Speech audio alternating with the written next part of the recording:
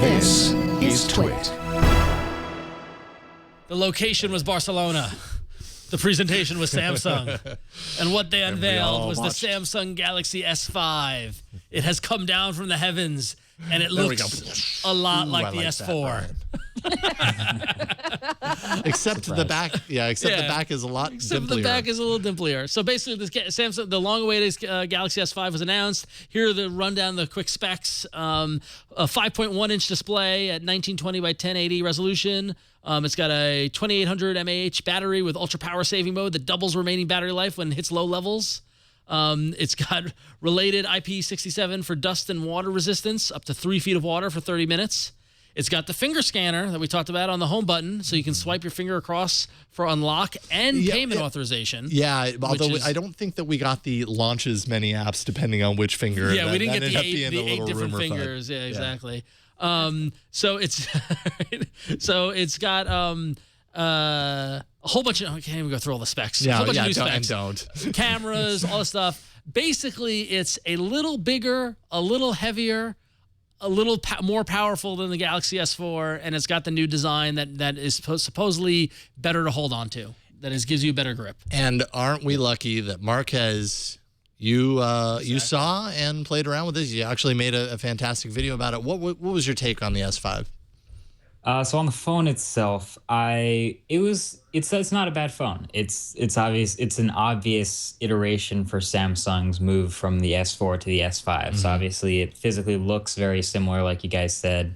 The specs are a step up a little bit in the next direction. It's got some new colors, some new backs. Personally, when I look at a new phone for me to use for personal use, it's made me realize that more and more what I care about is design, and then being able to personalize it with whatever I do to the operating system. So I've been using Nexus 5 for a while. I happen to like the design and, a lot of the features that we talked about. So the new fingerprint scanner on the home button, I may never use that. The new the heart rate monitor on the back, I may never use that. The new software features, may never use those. So what really matters to me as a difference between the S4 and the S5 is the new design and the new specs. So I'm a fan of the new specs. The new camera looks great. The new the larger battery looks great. The 2.5 gigahertz quad-core processor looked great.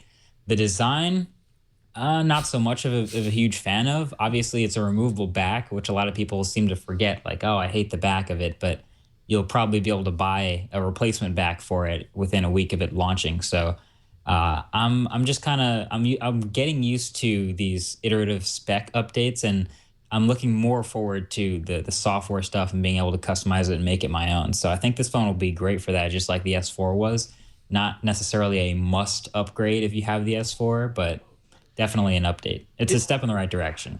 It's very much, I got the sense, aside from the dimpled back and that kind of approach, it's very much the S4 worked well. We're going to ratchet up a little bit with the latest, greatest technology and make it a little bit. It's almost like a point release, I feel like. This isn't like I feel like the S4 was that over the S3 too. And that's just that's just kind of where we're at right now with hardware, is that they are very incremental. I did think that the heart rate monitor, as little as I would probably use that's interesting and new, but it's almost like Samsung's taking their approach that they've had with software, which are, look at all these cool things that we can do, and then when it comes down to it, how much do you actually use?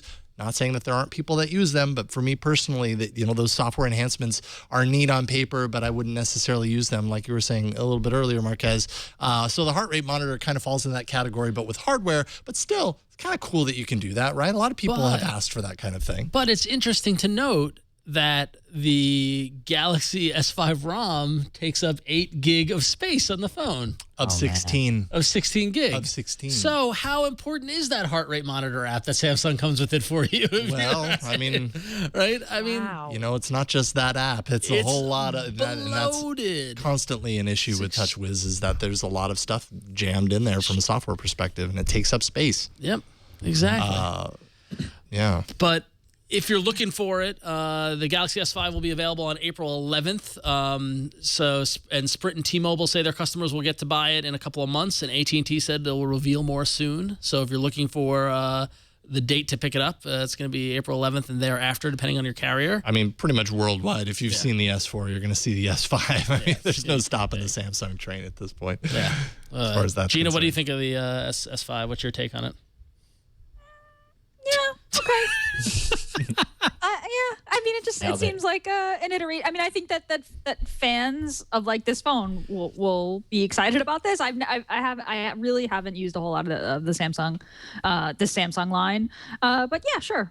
Now they did make some changes that I will give it props for the camera and the SoC, actually, the system on the chip, which is, I believe it's the what is it? It's the Snapdragon 801. Boost from the 800, and that actually enables them to do faster image processing, and they're doing some pretty cool things. You know, I think they tout the fastest autofocus at 0.3 seconds to focus and take a shot. So, you know, really fast. Camera.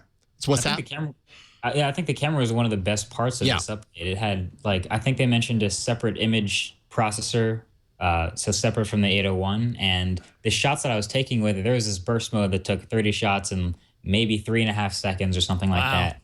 The image quality on the S4 was already pretty good. So I'm assuming while I couldn't pixel peep, like I said in the video, it did look to be like some pretty solid image quality. The real-time HDR. Real-time HDR is super pretty fast. Yeah, the super fast autofocus. So a whole bunch of great stuff going on with the camera. I think this is a good update for people who really care about the camera. And that's at the top of a lot of people's list, right? Camera, battery. If you're addressing those things in a significant hardware way, I think, then you're onto something. And in some ways, the S5 has done that. So, yeah. All right. It's iterative, but they did some things right, I think, with this one. So I'm still not liking the dimply back, though. Dimply back. As you pointed out on Google Plus, I believe it was your post, Marquez. The similarity to a Band-Aid is striking. well, supposedly, from what I read, Marquez, tell me if I'm wrong, but it gave more of a grip than the S4. Like it felt more like it was better to hold in the hand. Definitely, yeah. It's got, if you've ever played with the Note 3, that has a sort of a tacky feel to it besides a lot of stitching. This is even more tacky than the Note 3 and the new Samsung tablet, so it's definitely grippier. And it's still the removable back, so it was curious to me that it was still IP67, so water resistant, dust resistant. But I like the feel of the back. If it was flat, if it didn't have those dimples, it would be great. There's no way you're going to see fingerprints on it. It looked really cool. It didn't look like it would wear very much. So I was happy about the material, but it was just not doing it for me for design.